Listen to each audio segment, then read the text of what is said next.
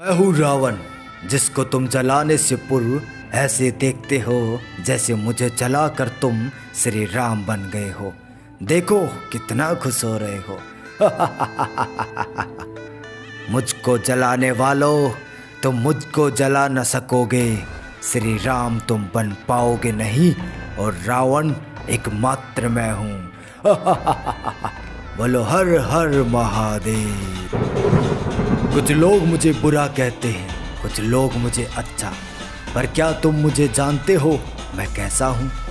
आज तुम्हें मैं अपनी अच्छाई और बुराई सुनाता हूँ। आज से कई वर्ष पूर्व, जब दानव देवताओं से हार कर पाताल लोक चले गए थे, कई वर्षों तक छिपे रहने के पश्चात राक्षसों ने विचार विमर्श किया कि ऐसे हम कितने वर्षों तक छुपते और भागते रहेंगे।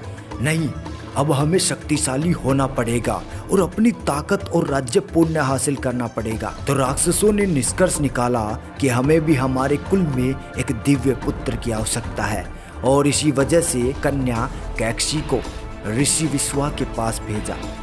कैकसी सौंदर्यता में बड़ी प्यारी और धर्म को जानने वाली राक्षसी स्त्री थी। उसने अपना प्रस्ताव ऋषि के समक्ष रखा, पर जिस समय कैकसी ऋषि के पास पहुंची थी, उस समय राक्षस पार्वती का प्रभाव था, जिसको देखकर ऋषिदेव ने कहा, मैं आपको अपनी पत्नी स्वीकार करता हूँ, पर आप जिस दिव्य पुत्र की इच्छा मेरे पास लेकर आई हैं, उसमें राक्षसों के गुण ज्यादा होंगे। ये सुनकर कैकसी ने कहा, हे स्वामी, मैं दिव्य पुत्र जरूर चाहती हूँ, पर उसमें धर्म के गुण भी हों, ये मेरी इच्छा है।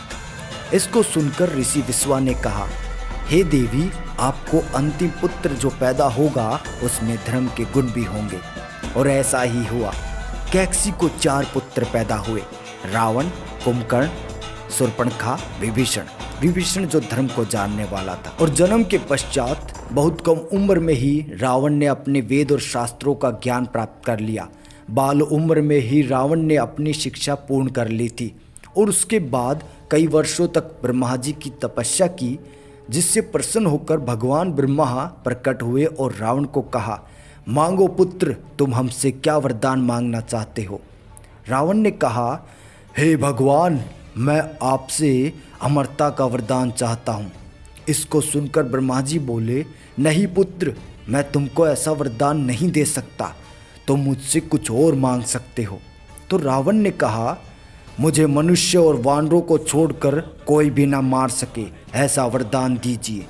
और ब्रह्मा जी ने ऐसा ही किया।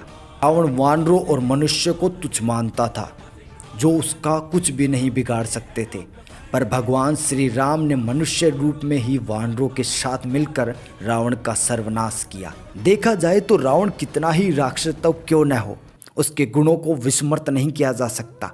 ऐसा माना जाता है कि रावण शंकर भगवान का बहुत बड़ा भक्त था।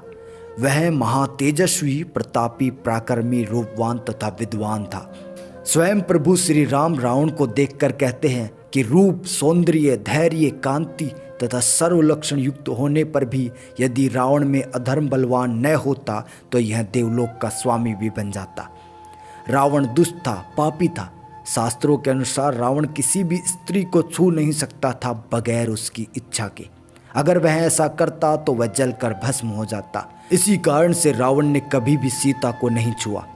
परंतु रावण में अवगुण भी था, जो उसकी मृत्यु का कारण बना। अहंकार और अधर्मी रावण के सबसे बड़े अवगुण थे। रावण स्वयं चाहते थे कि उनकी मृत्यु स्वयं भगवान के हाथों से हो, और इसी कारण से रावण जानते थे कि उनका वध करने स्वयं भगवान विष्णु के अवतार श्री राम उनको मारने आए हैं।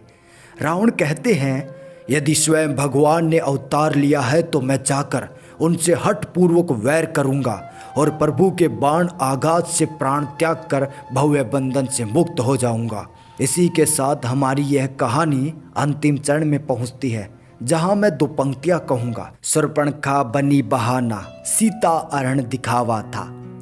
अहंकार ने तोड़ा मुझको, रावण अब मिट जाना था। श्री हरि ने रूप लिया, श्री राम को धर्म निभाना था। अहंकार ने तोड़ा मुझको, रावण अब मिट जाना था। रावण अब मिट जाना था।